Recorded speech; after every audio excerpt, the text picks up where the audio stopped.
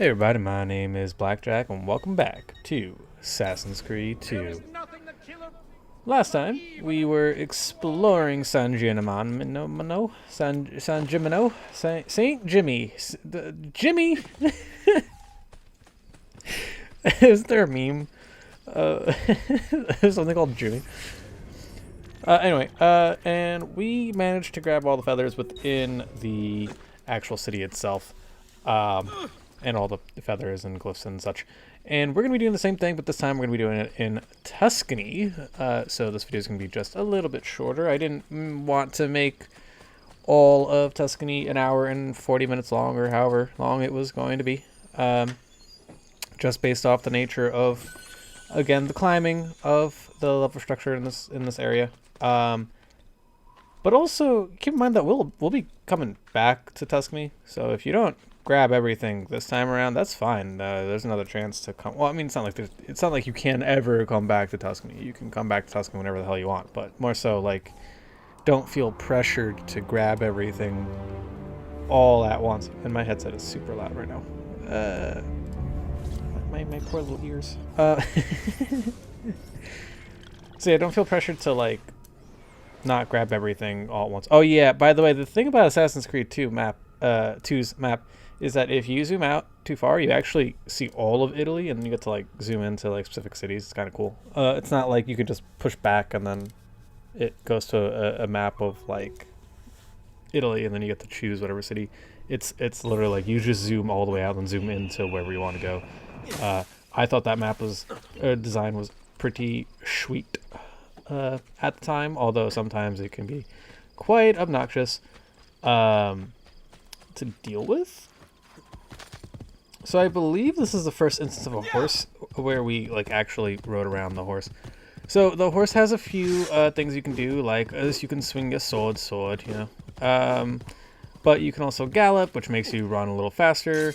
You can rear, which doesn't do anything outside of maybe move pedestrians out of the way.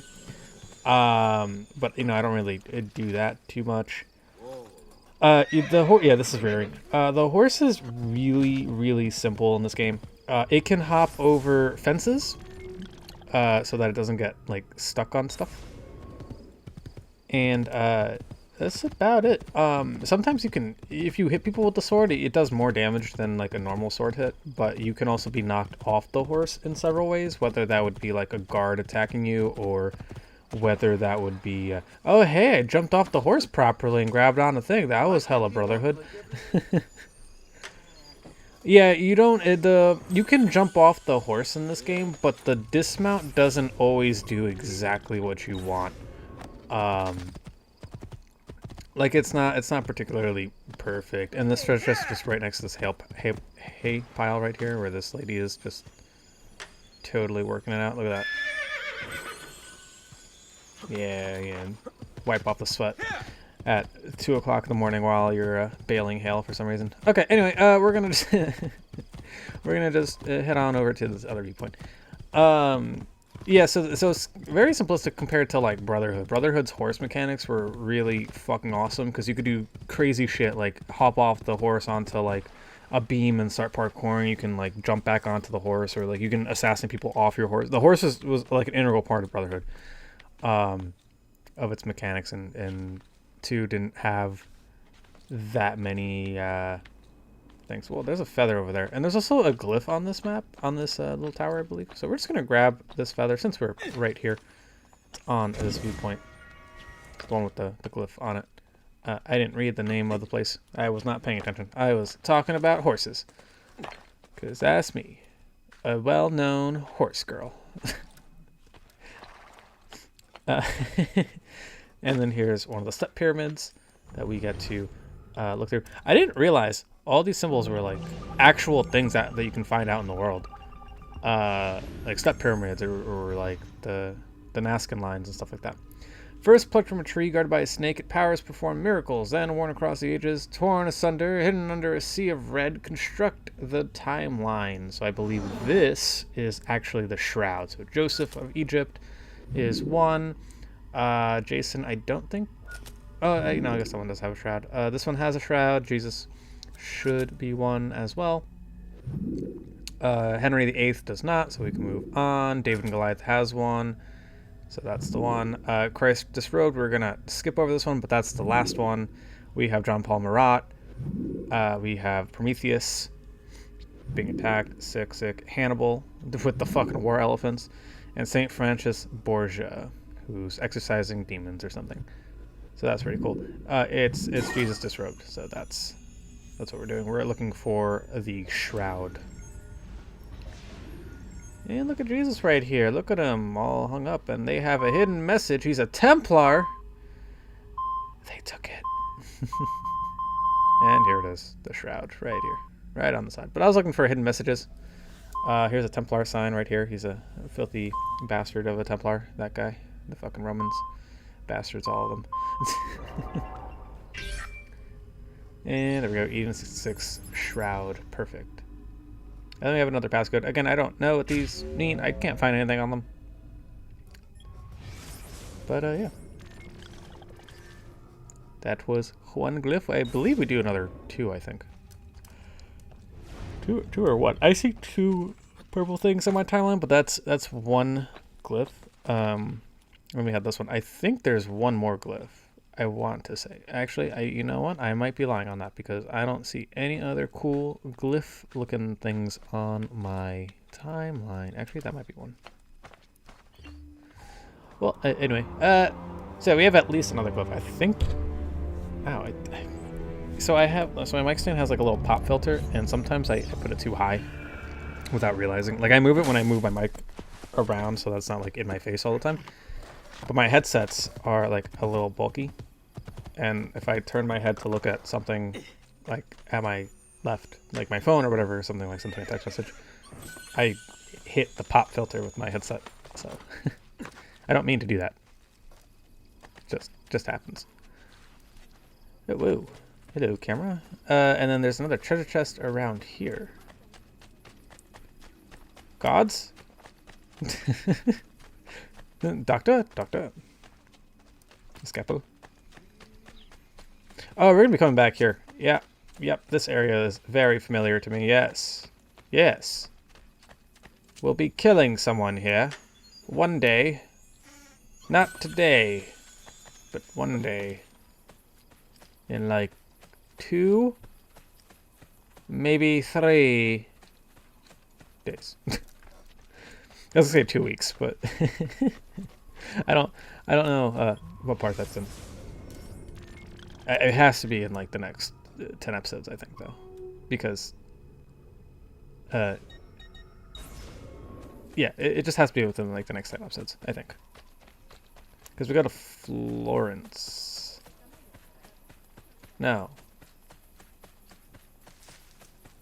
Yes, we go to Florence and come back here, I think. And then we go off to the mountains. To the mountain tops. We ride to the morning. Anyway, I don't know. It's guys. I've been awake since 7:30 in the morning, and I was supposed to record like an hour ago, because I have plans today, for the first time in like a month. Because I don't do nothing outside of go to work and just go home. I don't.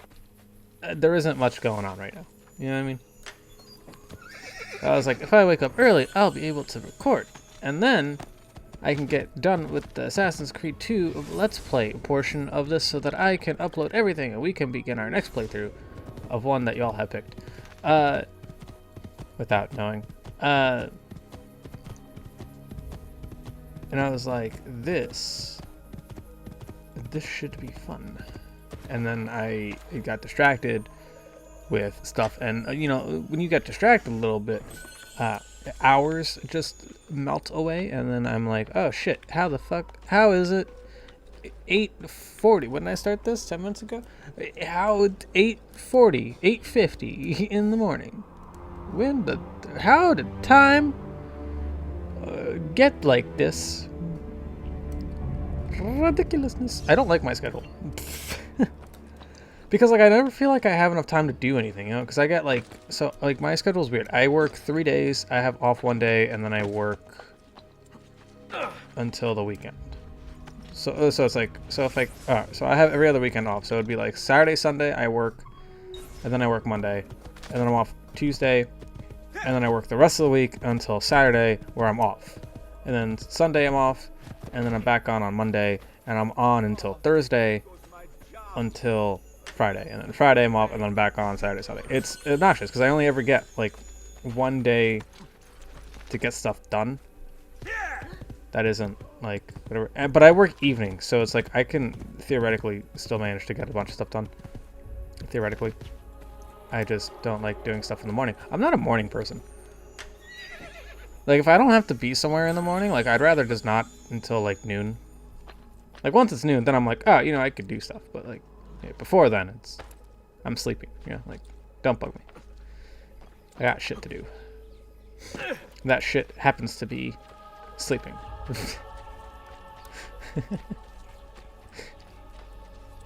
And it's like I go to bed late too. Well, not really. I guess I don't know how late 12 o'clock is. I mean, I get home at like 11:30 at night, so and I usually like munch on a snack or something and then go to sleep, or at least attempt to. So I'm like I gotta maximize the hours, and I gotta get up early so that I can get stuff done, and then in the morning, you know, I like sleep in. Thus, reducing what I've been trying to do this whole time. Partially why this playthrough has taken so long to... Well, not even playthrough, but just like review is taking so long. It's because like I'm not really a morning person, so like I'm not really apt to like doing things before like a certain time period, which is like I'm trying to rewrite that like thought process so that like I can be a little more busy. But like then I'm at work for fucking 8 hours, 5 days a week, and it's like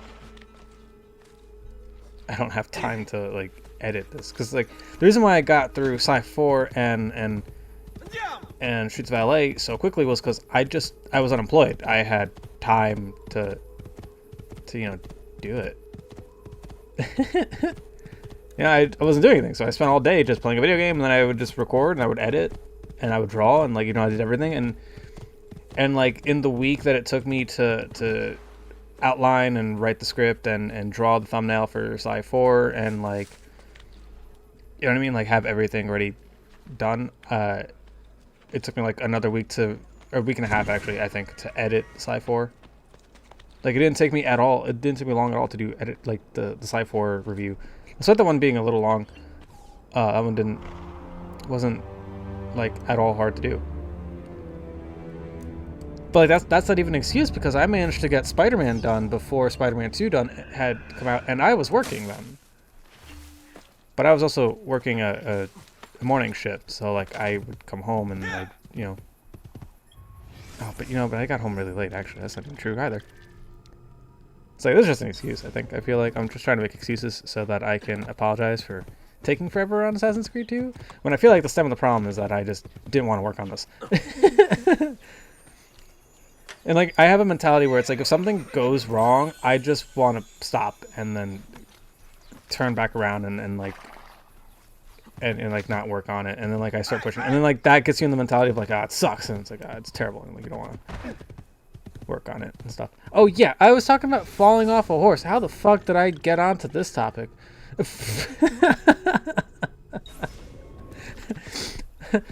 Yeah, so like a guard can knock you down, or if you're like sprinting through a group of people, your horse will trip and eat shit, and you'll fall. So yeah, the horse mechanics are super simple. I like how that took 14 minutes for me to explain the horse mechanics of Assassin's Creed 1. They really are not that difficult to explain. Damn, bro. Oh! Is that an Assassin's Creed 1 counter kill there, right there? Ooh. Ooh. That's a good one. Gets you in the gut, punches you, gets you in the face. Nice. Nice. Simple. Clean. Clean. Gorgeous. A beautiful gorgeous. Enemy of Jimmy Neutron. So I was thinking of getting into like licensed games, because I do own quite a bit, and I was like, I wonder like what would be a good one, and I wanted to do like the Jimmy Neutron series because I have quite a few of them, But like I played the first one, I was like, God damn, this game blows. This would be such an uninteresting playthrough. Because it's not a good game. And then I haven't played like the other ones, like the Jet game with like the Secret Agent. I used to play Attack of the Twonkies, but I think I played that one on Game Boy, and that game was really fun on Game Boy, and I didn't play it on PS2, but I own it on PS2. Well, like I have Tak and the Power of Juju. Like I'm not even sure if those ones even are considered licensed games. Or like I have the Nicktoons Unite series. Like I have a few of those games. It's like I could play like a bunch of licensed games, and I'm sure like that would be entertaining in its own right. But like some of them are just really bad. I have the Kim Possible, and I fucking killed myself. Oh, I lived. Let's go. Ezio has some sturdy gosh darn knees. You saw that? He fell and was like, I'm good. Was he like 17? 18 at this time? Yeah, he's good. Yeah, he's young. He's fine. Well, he won't break a leg. He doesn't roll off a bed and then like breathe incorrectly and then like his whole ribs decide to give out, stab him in the chest. That happened to me one morning, like recently, or like a week ago. I was sleeping and then I woke up and I was in so much pain in my ribs. So a few years ago, I was stretching. Now, I want you all to know that I hurt myself in the most mundane and like I can do something ridiculous, like get hurt in quotations and be fine. Like one time I was in a school field trip. We were walking back from a French restaurant to like back to school because I had a French class, and my teacher was like, you know, it'd be a fun field trip idea if we all petitioned to go eat at a French restaurant. And there just happens to be one like a few blocks away from my school, so we all just kind of walked to the French restaurant. And on the way there were like these concrete like pillars that were maybe like hip height, and I was a tubby kid back in high school, so I was like, oh, hardcore parkour, and I tried to jump on one, but I missed. And what happened was my knee hit the edge of the concrete little pillar, and I did like a front flip. But while doing a front flip, I spun in the air, so I did like a 180 front flip. Anyway, I landed on my back facing the direction that I came in, not the direction I was going in.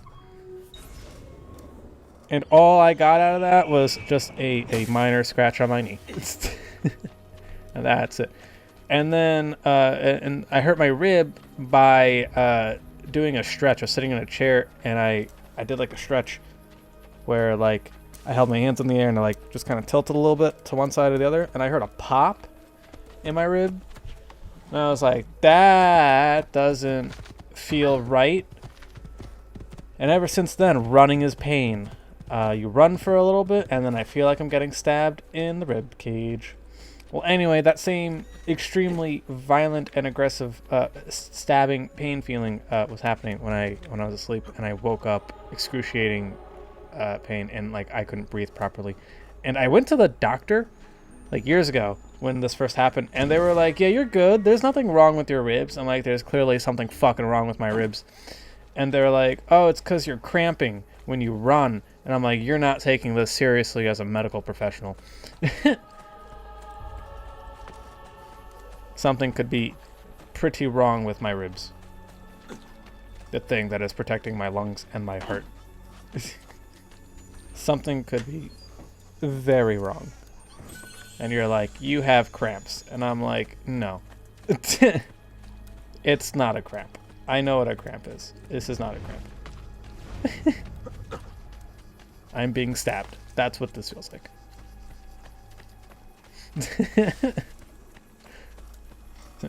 Doctor, have you ever been stabbed? Would you like to?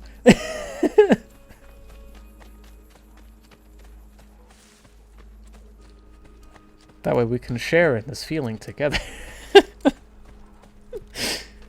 So you know how I'm feeling, Doc. I can poke you with a scalpel and like right in between your rib cage, where right where your lung is, and then we can talk about. So when I was younger, I thought this was like two universes colliding. This was apparently like a mathematical equation or something, like a Mobius strip. Anyway, so the hidden binary code here is a date July 17th, 1918, and that is when Tsar Nicholas II of Russia died. Or was assassinated, I think. And we're going to be taking... that's clearly the staff, bro. I don't... Alright, fine, we'll... click on the random part of the staff, not the okay, whatever. Joan of Arc of France, also murdered. She has the sword. And there is another binary message, May 30th, 1431, and that is the day she was set on fire. Just, in case y'all were wondering what the binaries was. That's clearly the sword. Alright, fine. I'll pick the boring part of the sword. What the fuck is... Okay, whatever. And then what we're going to do is we're going to enact their deaths, right? So we grab the fire, and then we burn Joan of Arc. She was only like 17. They took it. You know? And then we're going to grab Rasputin, and we're going to kill Tsar Nicholas.